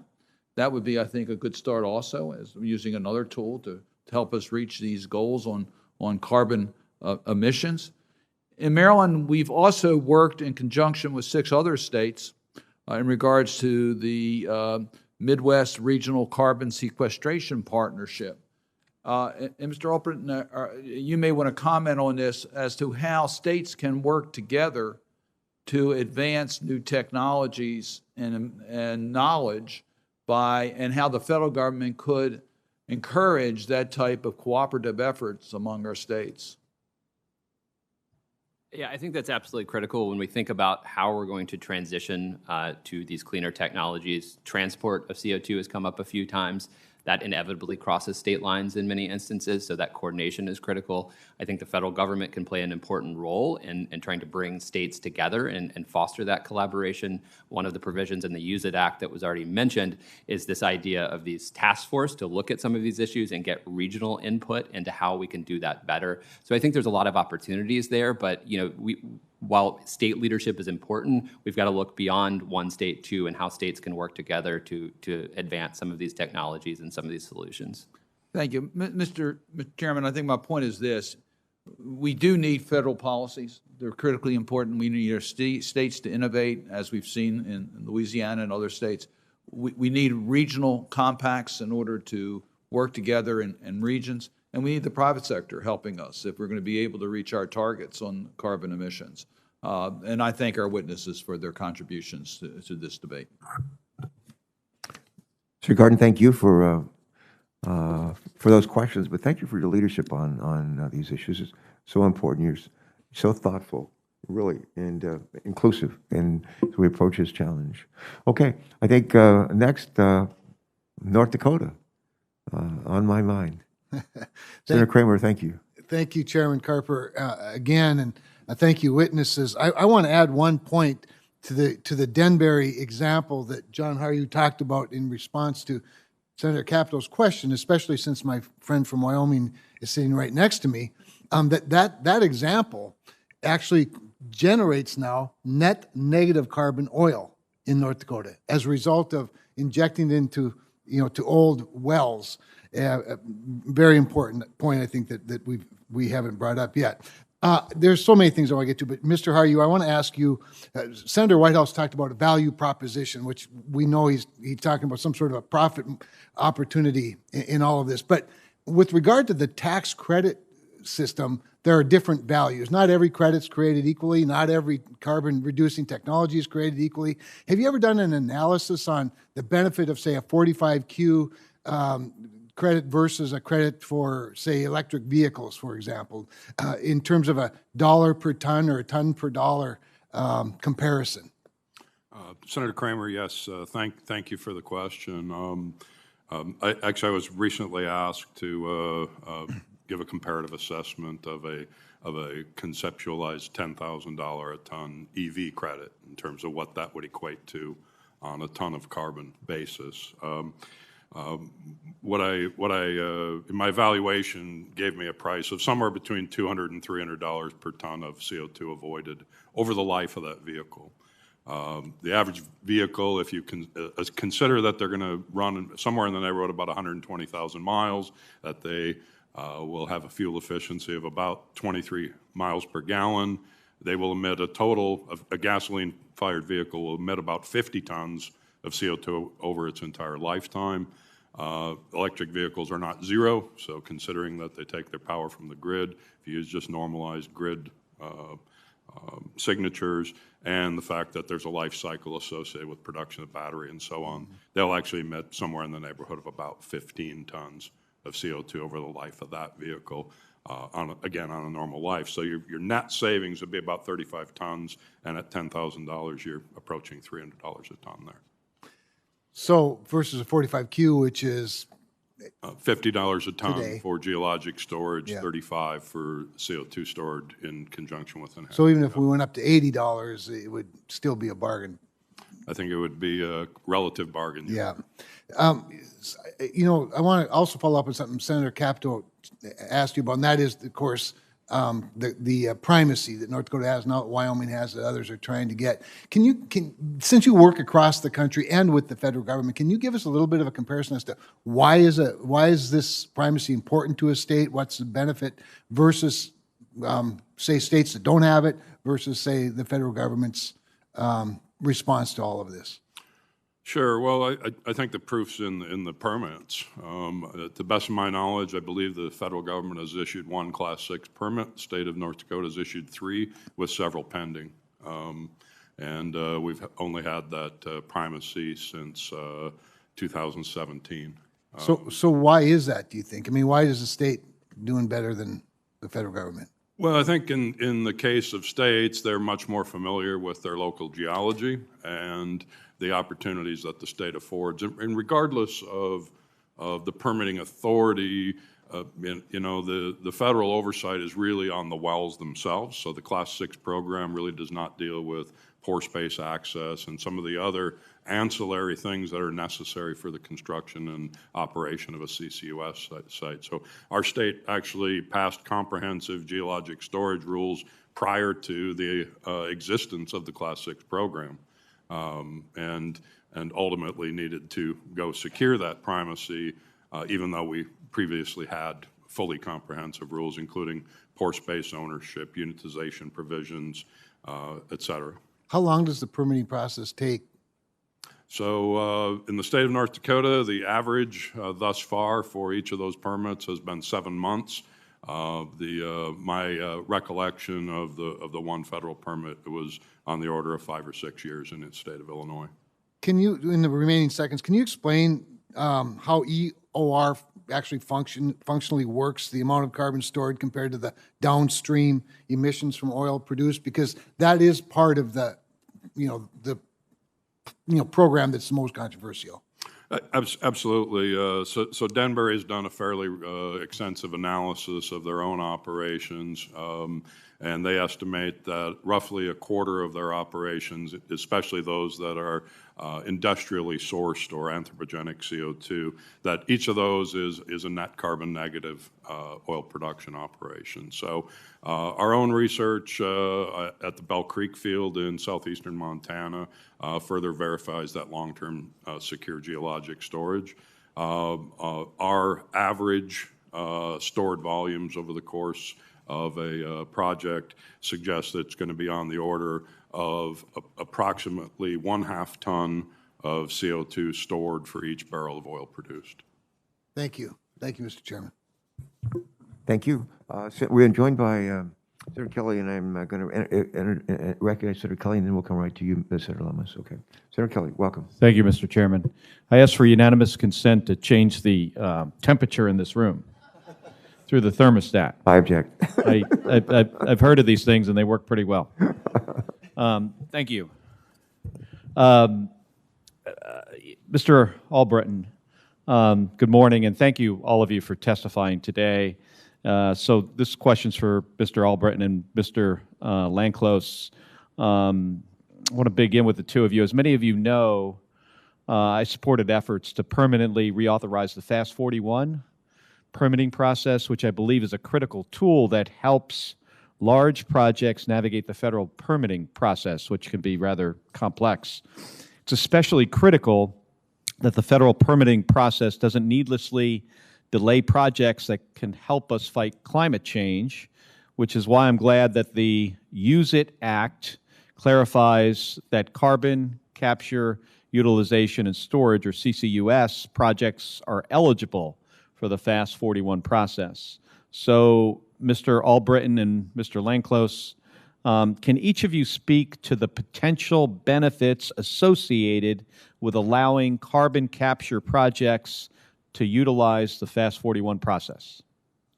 Sure. So I think the FAST-41 process offers a lot of opportunity for these type of projects. It was actually a legislation that I was deeply involved in when I was a staffer on this committee, and see the value of what it can do, because it encourages agencies to get together early and to coordinate permitting instead of doing it sequentially. And I think that type of coordination, as I highlighted in my testimony, can really help project approvals be much more efficient, so that we don't go agency by agency by agency, but we kind of get together up front, figure out what the requirements are, and then try to do that as in the most efficient and coordinated way possible. Senator Kelly, thank you so much for your question. And I think that Mr. Hardy really articulated a point very well, that there haven't been many Class 6 permits that have been filed in the United States thus far, so that the numbers are very, very small. If we proceed with what we're doing in Louisiana, we think that number could be in the neighborhood of 25 to 30 permits in the next 2 to 3 years. So rapidly changing how quickly we need to assess these permits. So our big area of emphasis thus far has been to obviously to try to get regulatory primacy, because we feel like we have an extensive staff who can really look at the geology and try to make these decisions more quickly. In addition, we also have the opportunity to get outside help to come in and bring this. What Fast 41 brings to the table for us is exactly what was articulated by Mr. Albritton, is the federal coordination and agencies working together early and consulting with us and working through these projects would help tremendously, because the workload is obviously going to change based on the level of interest. And we really feel to be able to make an impact and to get these projects out of the door, developers and folks who are doing these projects, they're very capital intensive, and we have to make sure that they have clarity in terms of how quickly these permits can be turned around. We cannot afford to review them in 5.5 to 6 years. So focusing on resources and making sure that folks are coordinating needs to be first and foremost in this process. Do you think OMB and the Council of Environmental Quality have done enough to allow projects to take advantage of this process? Well, to my knowledge, I don't think a carbon capture project has yet stepped forward to take advantage of the Fast 41 process, and it's really on the project developers to come forward and request to be part of that. So I think that's something that's needed. I do think the actions taken in response to the Use It Act by the Council on Environmental Quality to issue guidance to agencies to how to think about this is an important step forward. Obviously, there's always more that can be done, but that's a good start on this topic. Go ahead. I think in addition, I have heard that the two task forces that they're talking about in terms of looking at offshore and onshore storage, I think that there's going to be a lot of interest in terms of moving both of those forward very quickly. I think that CEQ just leading that effort and making sure that the right partners are in place. Land rights and pore space continues to be first and foremost when we're looking at siting projects. So obviously we have a lot of state lands, but obviously when we start to look at offshore, we need to make sure that resources are in place and we have a very clear understanding of what the federal process is for injecting carbon dioxide in offshore water. So, all right. Well, thank you. Appreciate that, and thanks again for being here. And Mr. Chairman, I yield back the remaining 14 seconds. We're happy to have him back. All right, Senator Lummis. Yeah, thank you, Mr. Chairman, and thank you, Ranking Member Caputo, for hosting this hearing. And Senator Kramer and I have been sitting here proud of our two states and their leadership in carbon capture, utilization, and storage. There's been a lot of forward thinking in your state, mine, from policy leaders, the University of Wyoming School of Energy Resources, the Wyoming Energy Authority have been involved with you all in North Dakota, and you're making real, genuine progress. Substantive goals are being met. Thank you for that. So my first question is for Mr. Haryu. Thank you for your testimony. I understand from Dr. Holly Krutka at the University of Wyoming that in a few days we'll be calling you Dr. Haryu, so congratulations on that. I want to focus on one aspect of CCUS with my questions, and that's geological storage. Mr. Haryu, you mentioned in your testimony one of the challenges to expanding geological storage is the complicated legal and regulatory regime around pore space ownership and long-term stewardship. So can you talk a little more about what North Dakota and Wyoming have done to address these challenges, particularly around long-term stewardship? Thank you for the question, Senator Loomis. Yes, North Dakota and Wyoming have had a wonderful working relationship for a long period of time, and I'm delighted to call Dr. Kruk a friend and colleague.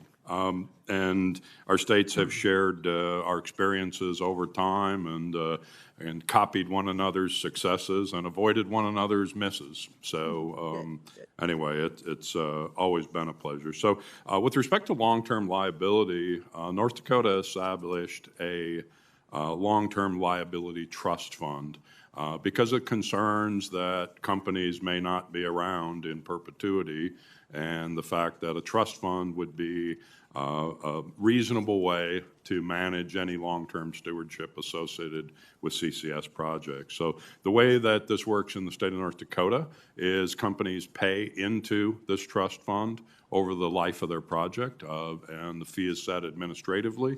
And based on it, essentially, you could almost contemplate it like a state-run insurance fund. Is the way I would look at it. In North Dakota, after a 10-year post-closure monitoring period where the site is carefully monitored at the expense of the project developer and operator, the state is authorized to take title to that injected CO2. I believe the similar program in Wyoming has chosen a post-closure monitoring period of 20 years as the default. Well, thanks for your explanation. I think this is part of the example of the forward thinking that's going on in expanding geologic storage. So, good on you, good on our states, and proud of the work you're doing. So my next question is for all witnesses. Should the CEQ support expediting CCUS permitting as a way to encourage and support carbon capture?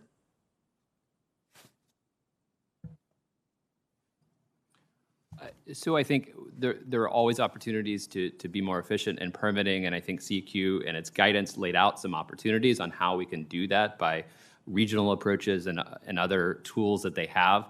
I think that has to also be balanced with making sure we're doing thorough reviews and getting strong community engagement in those reviews so that we get good outcomes at the end of the process. So I think we can achieve both, and I think that's the right direction to go.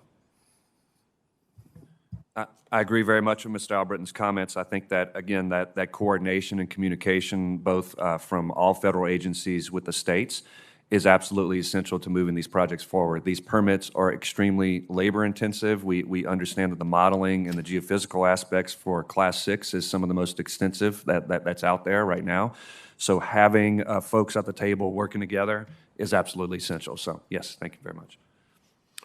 I would concur. I would especially urge the federal government to work toward a responsible means of permitting and accessing federal pore space. It's a really big issue as you get to the west. And for instance, in Senator Loomis's state, roughly half of the state is under federal pore space ownership. Yep. And right now, I do not see a means of accessing federal pore space to do these kinds of projects. So when we see federal pore space on the map in North Dakota as we contemplate projects, we step away from it because we just see it as more of a risk factor than an opportunity. Yeah, great point. Thank you all for your testimony. If I may.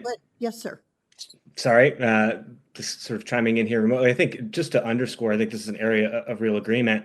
It's also certainly true that in order to meet climate goals and grow the economy, we have to be able to build a wide range of clean energy and zero carbon infrastructure, including CCUS infrastructure for transmission, et cetera. It's also true, I think, that a growing number of organizations on both sides of the political spectrum acknowledge that the system we have in place is not currently working. And so the good work being done by folks, for example, with the Federal Permitting Improvement Steering Council to promote transparency and coordination in partnership with CEQ is going to be really critical. And I think it's our view that there's certainly opportunities to improve the current system in ways that still protect the vital community and environmental interests while also allowing the country to build the infrastructure we need for the net zero transition. Thank you. Thank you, gentlemen. Appreciate your testimony. I yield back. Thank you, Senator Lummis. I've been joined by Senator Ernst. Great to see you again, second time today. And Welcome. You're great. You're a faithful attender of these hearings. We're grateful for that. Thank you, Mr. Chair. Really appreciate it. And thank you to our witnesses for being here today as well. Mr. Haryu, biofuels have really enabled the U.S. to cut emissions from the transportation sector for over a decade. Between 2008 and 2020, the RFS saved nearly 1 billion metric tons of carbon dioxide equivalent greenhouse gas emissions, and it's only getting cleaner at this point. Biofuel can further reduce greenhouse gas emissions with carbon capture and sequestration technologies and on-farm conservation practices, which many of our Iowa farmers are actively engaged in. So, Mr. Haryu, in your testimony, you mentioned a need for an energy strategy to recognize the importance of the environment through lowering carbon intensity as well as our economic and national security. Can you talk more about why CCUS is such a key part to that all of the above energy strategy? Absolutely. Thank you for the question, Senator Ernst. In fact, I'll offer a quote from our governor, Governor Burgum. We can reach carbon neutrality in the state of North Dakota by 2030 without a single mandate, without any additional regulation. And we can get there through innovation and the geology that we have. So this has been a fundamental tenet of how North Dakota will be a carbon manager. And ironically, some of that carbon dioxide that we intend to manage would actually be born in the state of Iowa. So one of the project proponents and a client of my team is looking to gather carbon dioxide from 30 different ethanol plants, many of which are in your state, and move them up into the state of North Dakota, picking up CO2 in South Dakota and the state of Minnesota as well. So that really goes to that importance of a pipeline system that would take carbon dioxide from places that do not have geology that is favorable for direct storage of CO2 to places that are. Mm-hmm. Yeah, and I appreciate that. I'm a farm kid too, and I'm very familiar with the crossover between our energy and our agricultural sector. And what's really exciting to me about the CCUS technology is the ability to intertwine that carbon in that relationship. So as you stated, in your home state of Louisiana, Governor Edwards has made carbon capture a priority for his administration. So and maybe describe a little more of that to me, if you would, please. But how has Louisiana really been working with those landowners to ensure then the support of those CO2? Oh, I'm sorry. And yes, this was for you, Mr. Lancos. No worries. Ensure that broad support for CO2 pipelines and avoid using eminent domain, because right now that's an issue. I know that through some of our farmland, our ag land, we have experienced those that are using eminent domain, those that are trying not to use eminent domain. So if you could just address that, Sure. That would be good. Thank you. Absolutely. Thank you so much, Senator Ernst, for your question. So when about 3 years ago, when we started with this process, early engagement is absolutely critical. So we have a couple of associations, one, the Louisiana Landowners Association, where we did a series of presentations. Our executive council actually created a committee which brought in landowners and folks who are actually using pipelines or potentially who are looking at permitting pipelines to really look at ownership issues and look at siting. So I think that committee was instrumental in really educating folks in terms of what these projects look like, in terms of what we would need. We are fortunate that we already have a number of CO2 pipelines that traverse the state, but obviously there will be a need as we move forward for more. So I think that early and often engagement is absolutely essential in working with landowners so that they understand that these projects are critical in what their overall intent is doing in our state. So I think that we've continued to do that, and I think that the committee has been very successful in really in educating folks about it. Yeah, and I appreciate that, and I think education is key to everything, and making sure that the folks engaging in the project are well advised on how it will impact them and, of course, our future with the new technologies that are coming out. So I really appreciate the hearing today. Thank you to our witnesses. Thank you so much. Really appreciate the input. And thank you, Mr. Chair. Senator, thank you so much. I think everyone else has had a chance now to ask at least one round of questions. I have several questions of my own, and then I'm going to yield to Senator Caputo, and we'll see if anyone else shows up to join us. It's been a wonderful hearing so far. I knew it would be, and you haven't disappointed. You haven't disappointed at all. The newest climate assessment report issued earlier this year by the United Nations International Panel on Climate Change is clear. Carbon capture, utilization, and storage technologies are not the only answer to climate change, but must be part of the climate solution. I'm going to say it again. Carbon capture, utilization, and storage technologies are not the only answer to climate change, but must be part of the climate solutions. More specifically, the report suggests that to limit global warming to 1.5 degrees Celsius by the end of this century, we need global usage of carbon removal technologies like direct air capture. Question. And this will be a question I think we'll ask for Mr. Albritton, Mr. Townsend, and Mr. Lancos. Mr. Lancos. Your testimonies identify the importance of CCUS in our battle against the climate change. Would each of the three of you please take a moment and speak to the need for additional large federal investments in CCUS and other zero-emitting technologies, so that these technologies are able to be deployed quickly into our economy. In your answers, please discuss the cost to everyday Americans and to U.S. businesses if we fail to make significant investments in climate solutions this year. Mr. Albritton, you want to lead us off on that question, please? Thank you. Sure, happy to.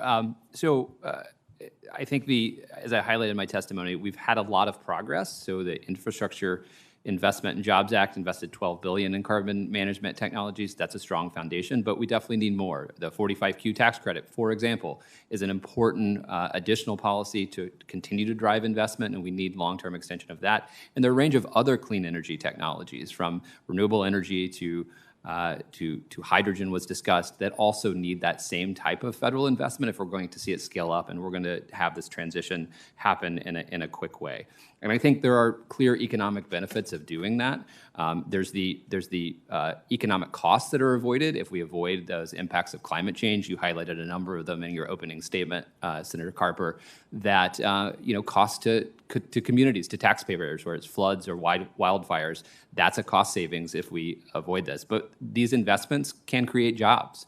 And create jobs for communities. And so I think it's important to realize that there's an economic benefit of these type of investments that we can realize. And if we don't make those investments, we're leaving all of that on the table. All right, thank you.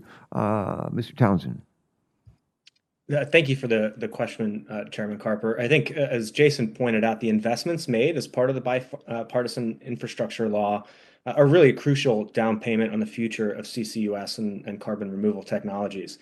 There's more that we could be doing in terms of R&D, including things like increasing the efficiency of separation technologies, regeneration and reuse of materials used to capture carbon dioxide, the potential of hybrid separation systems. Utilization is going to be a really critical opportunity from the research side to really expand markets for these products. I also want to pick up on the second part of your question, which Jason also touched on, which is about the need for broader investments in these technologies. There's a lot more that we could be doing on the hydrogen front and more broadly as well. You mentioned during your opening remarks some of the work that NOAA has done on weather and extreme weather and climate-related events. We've already had more than 9 events with losses exceeding $1 billion this year in the United States, which is greater than the average between the years 1980 and 2021. So we're already seeing the impacts of climate change. And so these investments do pay a dividend in terms of reducing those long-term costs and impacts to communities. But also there's the low carbon economic opportunity that could be as great as $26 trillion globally by 2030. And so if we want to take advantage of that opportunity and reduce the cost of extreme weather, this is really the moment for policymakers to take significant steps to invest in that future. All right, thank you, sir. Mr. Lanclos?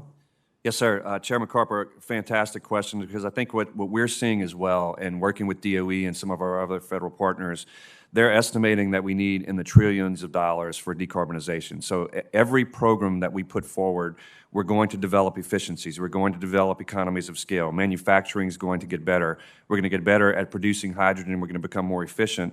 But with CCUS, it's absolutely critical that we get the cost down. And I think that for us, we've done a lot of economic analyses and understood that there's some challenges to get there. That the $50 per ton is fantastic, but a lot of industries that are hard to decarbonize will need more funding to be able to get those costs to where they're in a manner where they can rapidly deploy this technology. And in Louisiana, where we have so many industrial emissions, getting those costs down is going to be absolutely essential because we want to make sure that these projects can be beneficial in the long term, but also be financially viable. All right, thank you. I'm going to hold my questioning there and hand it back over to Senator Caputo. I have some more questions, but Senator Caputo, please. Thank you, Mr. Chairman. I'd like to, Mr. Lanclos, follow up from where you left there. So to make the 45Q tax credit more beneficial and be able to deploy these technologies faster and make the projects go faster, there has been some discussions of direct pay of the tax credit. Do you think that that is something that we should seriously look at? Do you have an opinion on that? Yes. Oh my gosh. Wow. Was that me? Thank you, Senator Caputo. Sorry, I hope that wasn't my mic, but as I mentioned the earlier testimony, we, in terms of economic analyses, the thing as we were going through the process of looking at the cost per ton, the 50 versus 85 when that was still in play, one of the analysis that we saw showed that if we got to even 85 to 90 dollars per ton, that potentially almost 90% of the industry in the state of Louisiana could potentially utilize carbon capture, utilization, and storage to where the economics would make sense. So I think that for us, 50 is a tremendous start. It looks at probably and brings about 48% of industry to the table. But in addition, what gets left behind, I think, in the conversation sometimes, it's some of the smaller operators and the smaller industries that don't have a lot of tax liability, don't potentially have as much use for tax liability, where direct pay would be a lot more beneficial. So I think that for us, many of the companies that we've spoken to have said that that could be an absolute game changer in terms of if it's still 50 a ton, direct pay would be tremendously beneficial to them getting deployment of CCUS projects earlier rather than later. Thank you. Thank you. Let me ask a question about, there was some initial discussion, I think, in several of your statements about communities that have been heavily impacted by emissions. And there's been some discussion in this committee as well as to how to help those communities.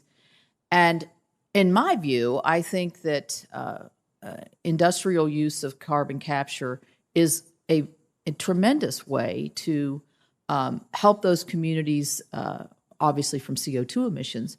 But isn't it also a way to, if carbon capture is occurring at an industrial site, say a refinery is next door to a disadvantaged community who's been living there forever, are there other pollutants that are removed as you're doing, as you're cleaning up the carbon, you're cleaning up other things as well? Is that the case?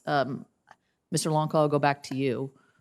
Sure. So, Senator Caputo, I have seen some preliminary analysis that shows that carbon capture, even amine-based carbon capture, potentially significantly reduces criteria pollutants in addition to particulates. So we are hoping that in the next several months that the funding associated with these studies continues, that really illustrates that data, because at the end of the day, I think that there is often associated things about carbon capture, meaning that they think that facilities will rapidly expand and that the footprint and the operations will get larger. And I think that for us, it's imperative that community engagement includes that this actually just includes a pipeline and an injection well that's taking carbon out of these facilities and putting it into deep storage of geological formations. So I think that your point is very well received.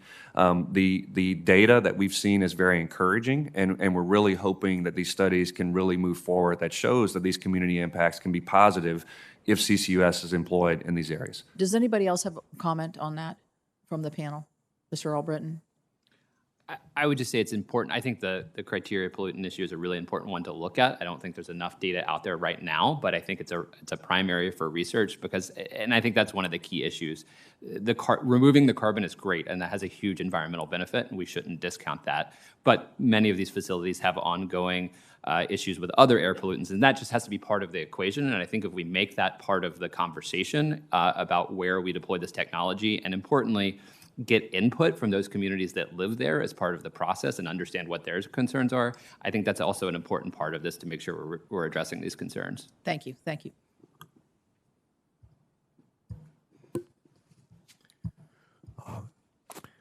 The council, I think it was in Council on Environmental Quality that recently issued CCUS guidance as directed by the Use It Act, recognizing the climate change benefits from CCUS deployment, as well as the possible health, public health and environmental impacts, especially for frontline communities.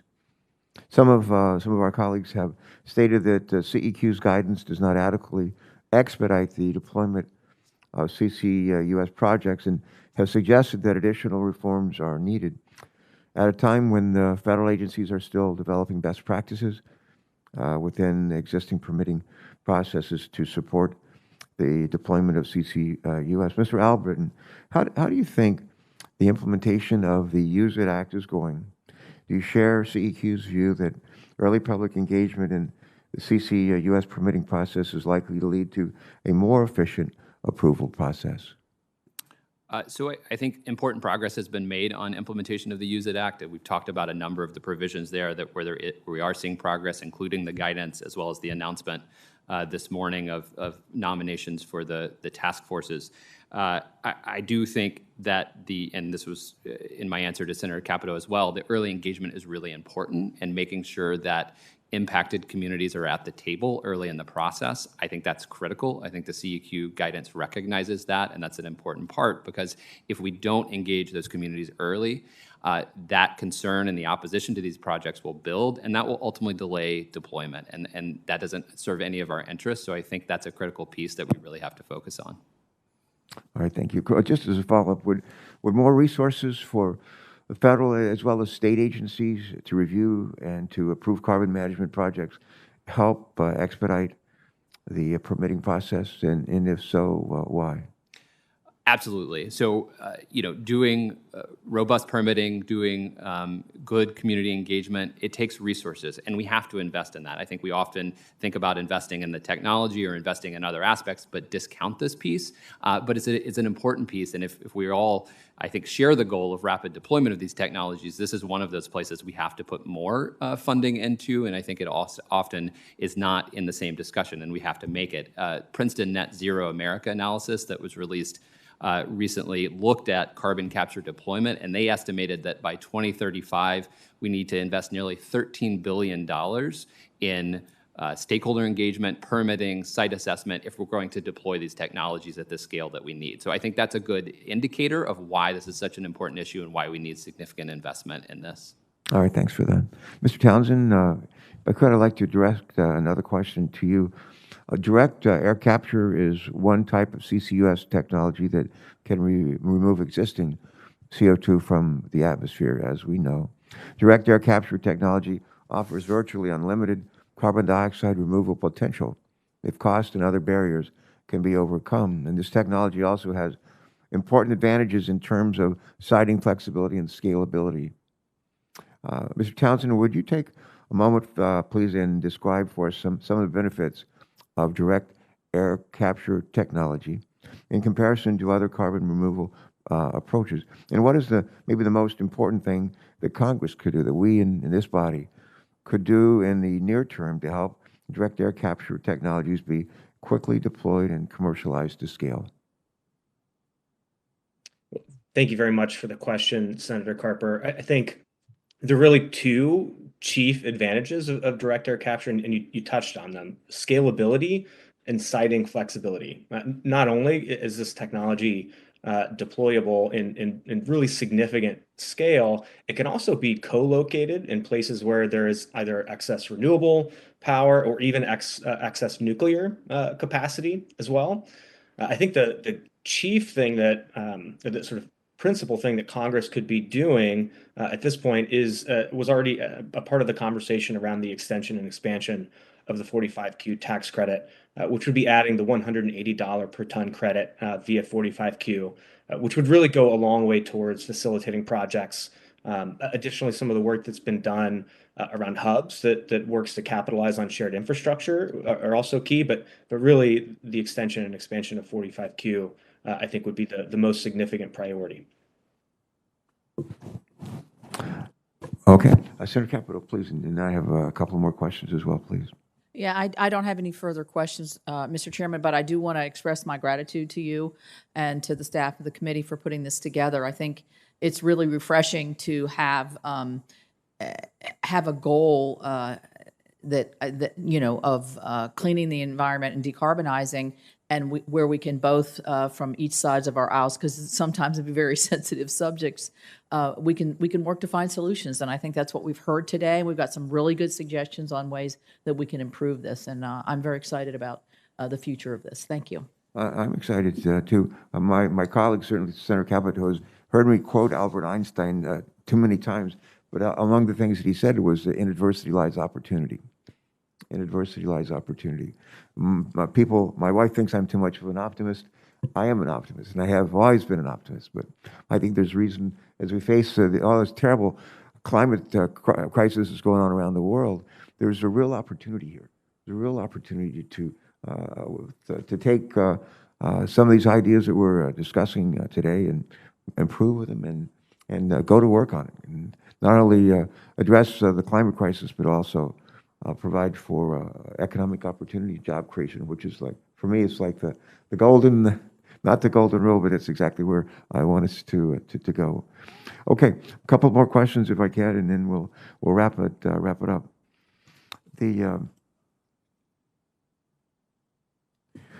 Maybe I can move to a question for the entire panel.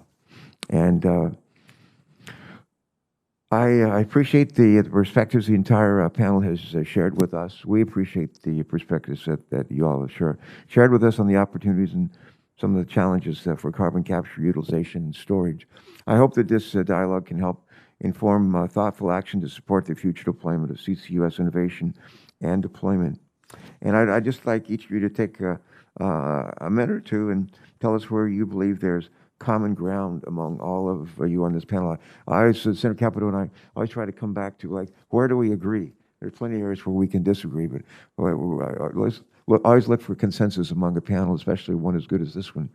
But if y'all would just give us your thoughts. Where do we agree? And let's start. We'll start on my left. Go ahead, please. Sure. I think we've heard tons of agreement on this panel, which is encouraging. I think a couple of different areas that I've heard. One, I think the continued federal support and investment in these technologies, whether it's through 45Q or other means, I think that's a pretty shared perspective, because it will be vital to continue to scale up these technologies in the years to come. I also think that idea of how do we better coordinate as we try to deliver this, so that we're getting all the folks around the table, whether it's the state agencies, the federal agencies, or the outside stakeholders. I think that's another shared priority, and I think we can do much more in that space, and that's an opportunity. Chairman Carper, I think that at the end of the day, for us, and as the panel has expressed, there's hope that we have solutions. And I think that for us, that's what's most exciting. And I think that for a state like Louisiana, we have gotten to the point where we've seen 4 and 5 record storms that have happened per year in the last several years. And this gives folks an opportunity to say that, look, we're working towards solutions, we're working together, folks are coming together to employ the best available technologies. We're looking at things from a very comprehensive lens, and we're thinking about our communities and making sure that they remain a priority and that folks understand why we have to make these investments. So I really appreciate your support and all your committee staff support to really put this dynamic legislation together, to put 45Q in a position to really make an impactful change. All right, thank you. I'd certainly echo those comments. I would say growing the 45Q values at least commensurate with the kind of inflation we've seen. I know on capture projects that we have on the cusp of implementation, we've seen prices of steel up considerably. Total installed capital costs on one of the projects we've been working on has gone from right around $1 billion to almost 1.6. So you see the effects of the monumental inflation we're experiencing, and it would be really nice to see that in the credit values as well. I'd urge anyone who can be helpful to help grow that primacy club and extend it to our colleagues in Louisiana and those other states who are eager to move forward with these kind of projects. And finally, I would just implore everyone to let's focus on emissions and on carbon reductions as opposed to on fuels themselves, because I see a lot of discriminatory action regarding the sources of emissions as opposed to the things that we can do to mitigate emissions. All right, one more. I got one more. Yes. Word, please. Thank you, Chairman Carper. And I just thanks again also to you and to Senator Caputo and your teams for holding this hearing, which I think is incredibly important in this moment. I would echo that, among the panel certainly seems to be a lot of agreement, and that's a very encouraging thing to see. I think a few things stand out to me where there has been some pretty clear consensus, including the fact that CCUS and carbon removal technologies just have to be part of the solution to address long-term climate mitigation. Secondly, that there are significant opportunities, economic opportunities to deploy these technologies that benefits both domestically and globally, presuming that there is early and continuous public engagement and working with communities. And then the last area where I heard a lot of agreement, I think, which Mr. Haryu just touched on, right, is policy is going to be really important to help not just drive these technologies, but really to attract the private sector investment that's going to be necessary to deploy them at the scale and speed that is needed. So thank you very much. Yeah, thank you very much. My last question is to be a question I sometimes like that. So we have a little time here, and I want to say, if you prepare for these hearings, and you prepared for them probably for much of your life, actually, and the work that you do is just so important. But we've asked some questions. I think my colleagues have asked some very thoughtful questions, and you provided thoughtful responses. But each one, you start with maybe Mr. Albritton. Is there a question that maybe you think could have been asked, should have been asked, that you would like to say, well, maybe you should have asked this one too, and here's my thought? Mr. Albritton, why don't you go first? I don't believe we've asked every good question, so maybe you have another one. Always tough to go first on this one. I think we've covered a lot of the important issues around this technology and the deployment. I think one issue we haven't focused on as much, because this hearing is about carbon capture, is how does carbon capture fit in with all the other solutions that we have to deploy to address climate change? Clearly it's an important tool, but I think that's an important question moving forward, and we have to look at this and a lot of different solutions if we're going to really address this problem. Yeah, thank you. Mr. Townsend, maybe one question you think we didn't ask that we should have asked? Yeah, thank you. I think I would be keenly interested in further discussion around the workforce needs in terms of sort of the skills that are developed. It's been touched on, the fungibility of skills in sort of traditional fossil, oil and gas and other sectors. But I think really sort of building out a deeper set of knowledge about what it's going to take to facilitate and build the workforce that we need to deploy these technologies would be an interesting area of discussion.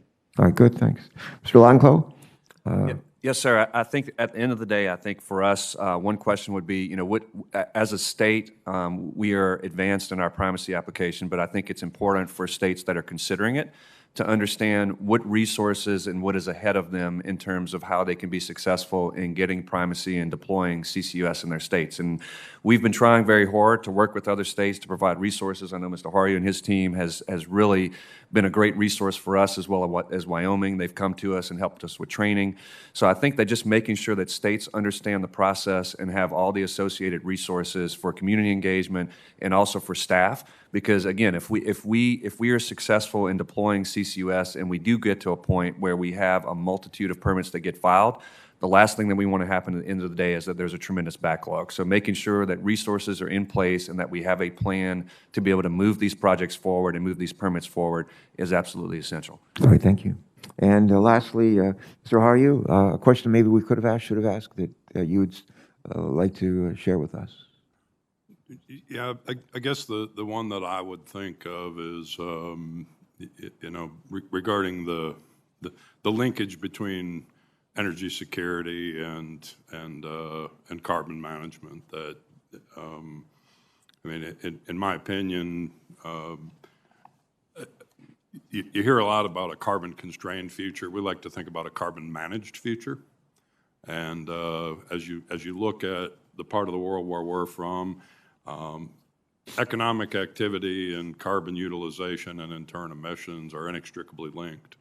And being able to effectively manage that carbon, I think, is our real challenge and our real opportunity. So I guess that would be the one that I would focus on. Okay, good. Good. Thanks, sir. Senator Caputo, any last thoughts? No? All right. One of the questions I like to ask people, I'm not going to ask you all, but one of the questions I ask people is what gives them joy in their work or in their life? And more often than not, people say is, I like helping people. That makes me gives me joy in my life. One of the best ways we can help people of this planet is make sure we have a planet in the years to come. And the people of this country want us very much to find ways to work together to get stuff done. And this is about as important as anything that we're working on. And there's a great opportunity for us to make real progress. And I think it's an encouraging time that we spent together. I just really want to thank Senator Caputo. It was a great idea. I'm so pleased that we're smart enough to say, yeah, that's a good idea. And I want to thank your staff. I want to thank our staff on the majority side and everyone who's participated today. It's clear that we cannot meet our climate goals or decarbonize certain sectors of our economy without carbon capture, utilization, and storage technology. Congress must be ready. We must be ready to support rapid and responsible deployment and promote solutions that we've just discussed here today for the last couple of hours. We've been here for a few hours now, and in the last, Mr. Lancos, in the last 2 hours, Louisiana has lost 2 more football fields. And I know it's a big state compared to mine, but eventually run out of football fields. So this is got to impart a sense of urgency for all of us. But before we adjourn, a little bit of housekeeping. The senators will be allowed to submit written questions for the record through the close of business on Wednesday, August the 10th. And we'll compile those questions and we'll send them out to all of you. And we'd ask that you try to reply to us by Wednesday, August 24th. And with that, with a real deep sense of gratitude, this hearing is adjourned. Thank you so much.